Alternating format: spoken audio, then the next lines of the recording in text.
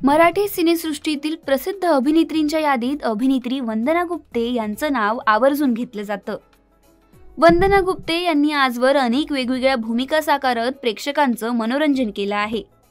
त्यामुळे वंदना गुप्ते यांचा चाहता वर्ग देखील बराच मोठा आहे। वंदना गुप्ते यांनी आजवर अनेक चित्रपटांसह नाटकातही वेगवेगळ्या भूमिका साकारल्या आहे। त्यामुळे रंगभूमीवर त्यांचं विशेष प्रेम असलेलं पाहायला मिळतं।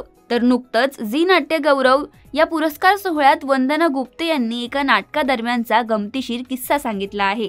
वंदना गुप्ते प्रेमाच्या गावा जावे या नाटकाच्या प्रयोगादरम्यानचा एक गमतीशीर किस्सा सांगत म्हणाल्या की कोकणात या नाटकाचा प्रयोग करत होतो।